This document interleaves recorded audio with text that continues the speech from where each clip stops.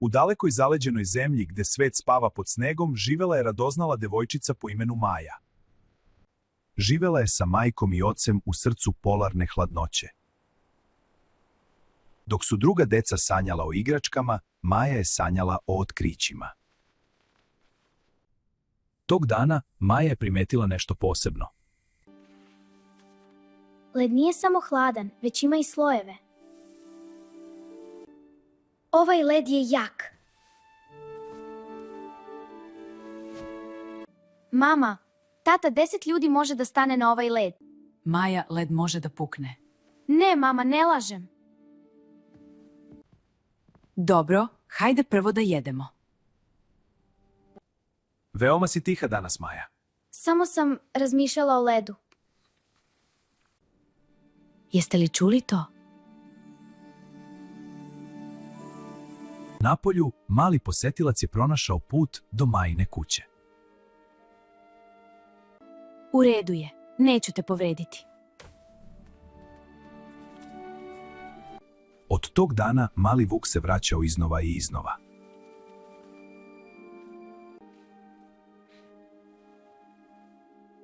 Ubrzo su postali najbolji prijatelji. Gde si, donela sam ti nešto. Tog jutra nešto se činilo drugačije.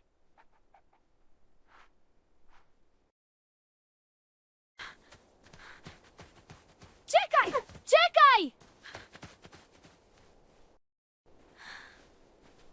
Potrebna sam mu. Ne znajući to, Maja je zakoračila van bezbednosti. I sa svakom stopom svet je postajao sve veći i tiši. Posle nekog vremena Maja se zaustavila i shvatila da ne zna put nazad. Ovo nije bilo ovde ranije. Mali Vuk je to prvi osetio.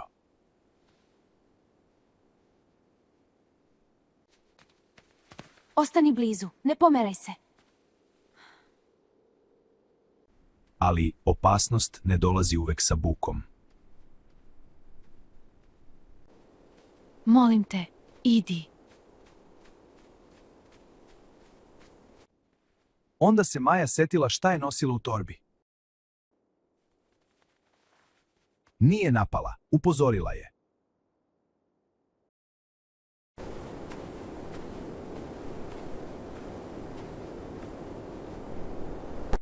Ali šuma je i dalje bila velika, a dom je i dalje bio daleko. Nešto se pomerilo u daljini. Još vukova? Ali mali Vuk je osetio nešto drugačije. Nisu bili stranci, bili su porodica. Ti imaš familiju. Ponekad, voleti nekoga znači pustiti ga da ode. Možete li mi pomoći da pronađem roditelje? I zajedno su pratili stazu do kuće. Odjednom vukovi su stali. Mama, tata? Maja, bili smo toliko zabrinuti. Neki pomagači nikada ne traže da im se zahvalimo.